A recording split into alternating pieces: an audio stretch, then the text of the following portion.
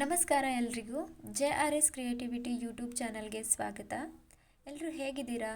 ಸುರಕ್ಷಿತವಾಗಿದ್ದೀರಾ ಅಂತ ಭಾವಿಸಿ ವಿಡಿಯೋನ ಶುರು ಮಾಡ್ತಾ ಇದ್ದೀನಿ.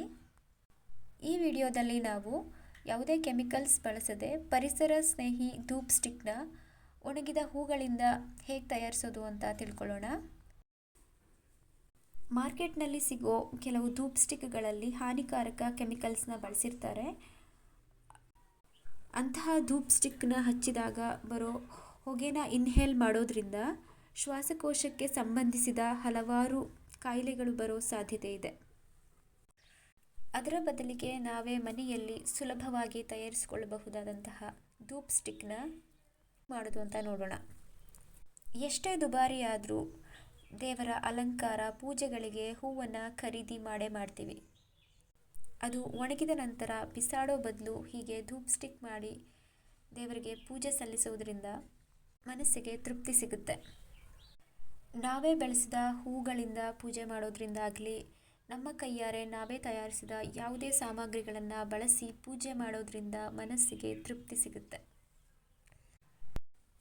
ಹೂಗಳಿಂದ ಮಾಡಿದ ಅಲಂಕಾರನ ನೋಡಿದಾಗ ಮನಸ್ಸಿಗೆ ಎಷ್ಟು ಆಹ್ಲಾದಕರ ಅನಿಸುತ್ತೋ ಅಷ್ಟೇ ಖುಷಿ ಈ ಧೂಪ್ ಸ್ಟಿಕ್ನಿಂದನೂ ಕೂಡ ಸಿಗುತ್ತೆ. ಹೂಗಳು ಹಸಿ ಇರುವಾಗಲೇ ಬಿಡಿಸಿ ಒಣಗಿಸ್ಕೊಳ್ಬಹುದು ಅಥವಾ ಚೆನ್ನಾಗಿ ಒಣಗಿದ ನಂತರನೂ ಬಿಡಿಸ್ಕೊಳ್ಬಹುದು. ನಾನಿಲ್ಲಿ ದೇವರ ಪೂಜೆಗೆ ಬಳಸಿರೋ ಹಾರದಿಂದಲೂ ಸಹ ಹೂಗಳನ್ನು ಬಿಡಿಸ್ಕೊಳ್ತಾ ಇದ್ದೀನಿ. ಇದರ ಜೊತೆಗೆ ಲವಂಗ, ಪಂಚಪತ್ರೆಗಳನ್ನು ಸಹ ಸೇರಿಸ್ಕೊಳ್ಬಹುದು.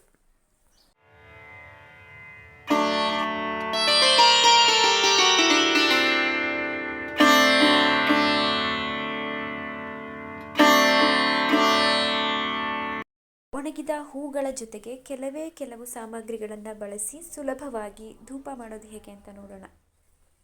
ಧೂಪ ಮಾಡೋದಕ್ಕೆ ನಾನಿಲ್ಲಿ ಪಚ್ಚಕರ್ಪೂರ, ಸಾಂಬ್ರಾಣಿ, ಬೇವಿನ ಪುಡಿ, ತುಪ್ಪ, ಗೋಮೂತ್ರ, ಒಣಗಿದ ಹೂಗಳು ಜೊತೆಗೆ ತುಳಸಿ, ಕಾಮಕಸ್ತೂರಿನ ತಗೊಂಡಿದ್ದೀನಿ. ನಾನಿಲ್ಲಿ ಬಳಸ್ತಾ ಇರೋ ಪ್ರತಿಯೊಂದು ವಸ್ತುನೂ ಕೂಡ ತುಂಬಾ ಶ್ರೇಷ್ಠವಾದದ್ದು. ಮೊದಲನೆಯದಾಗಿ ಕರ್ಪೂರ. ನಾನಿಲ್ಲಿ ಪೂಜೆಗೆ ಬಳಸೋ ಕರ್ಪೂರನ ಬಳಸ್ತಾ ಇಲ್ಲ, ಬದಲಿಗೆ ಪಚ್ಚಕರ್ಪೂರನ ಬಳಸ್ತಾ ಇದ್ದೀನಿ. ಪಚ್ಚಕರ್ಪೂರದಲ್ಲಿ ಹಲವಾರು ಔಷಧೀಯ ಗುಣಗಳಿರೋದ್ರಿಂದ ದೇವಸ್ಥಾನಗಳಲ್ಲಿ ತೀರ್ಥದಲ್ಲೂ ಸಹ ಇದನ್ನು ಬಳಸಲಾಗುತ್ತೆ. ಅಜೀರ್ಣತೆಯಿಂದ ಉಂಟಾದ ಫ್ರೀ ರ್ಯಾಡಿಕಲ್ನ ರಿಮೂವ್ ಮಾಡುವಲ್ಲಿ ಪಚ್ಚಕರ್ಪೂರ ಸಹಾಯಕಾರಿ. ಇದಲ್ಲದೆ ನೆಗೆಟಿವ್ ಎನರ್ಜಿನ ರಿಮೂವ್ ಮಾಡಿ ಪಾಸಿಟಿವ್ ಎನರ್ಜಿನ ತಂದುಕೊಡುವಲ್ಲಿ ಪಚ್ಚಕರ್ಪೂರ ಉಪಯುಕ್ತ.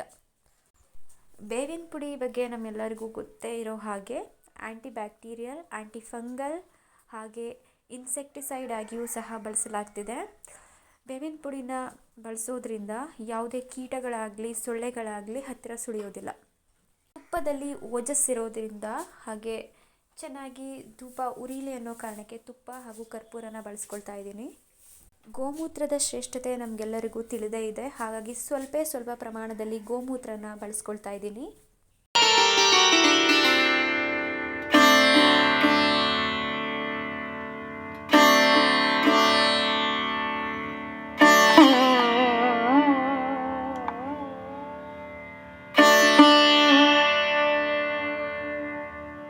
ಸಾಂಬ್ರಾಣಿಯನ್ನು ಬಳಸ್ತಿರೋದ್ರಿಂದ ಧೂಪ ತುಂಬಾ ಪರಿಮಳ ಭರಿತವಾಗಿರುತ್ತೆ. ಒಳ್ಳೆ ಸ್ಮೆಲ್ ಬರಲಿ ಅನ್ನೋ ಕಾರಣಕ್ಕೆ ಸ್ವಲ್ಪ ಜಾಸ್ತಿನೇ ಸಾಂಬ್ರಾಣಿಯನ್ನು ಬಳಸ್ಕೊಳ್ತಾ ಇದ್ದೀನಿ.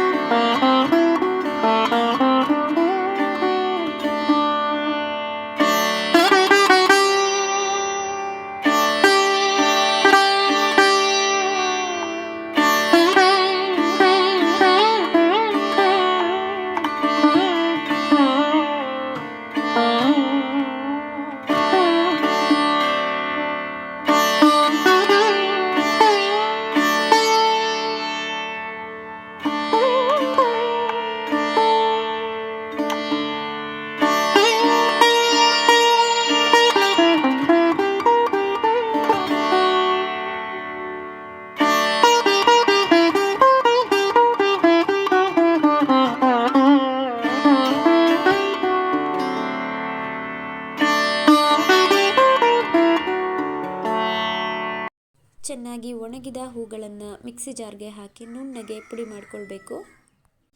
ನಂತರ ಒಂದು ಪಾತ್ರೆಯಲ್ಲಿ ಹೂವಿನ ಪುಡಿ, ಬೇವಿನ ಪುಡಿ, ಸಾಂಬ್ರಾಣಿ ಹಾಗೂ ಕರ್ಪೂರದ ಪುಡಿಗಳನ್ನು ಸೇರಿಸಿ ಚೆನ್ನಾಗಿ ಮಿಕ್ಸ್ ಮಾಡಿಕೊಳ್ಬೇಕು.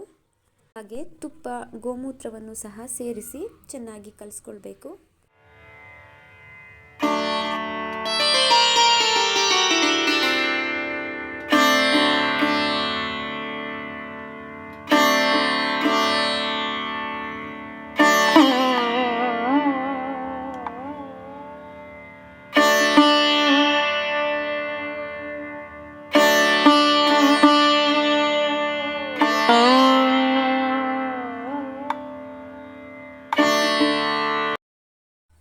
ಸಾಕಾಗುವಷ್ಟು ನೀರನ್ನು ಹಾಕಿ ಈ ಹದಕ್ಕೆ ಕಲಿಸ್ಕೊಳ್ಬೇಕು.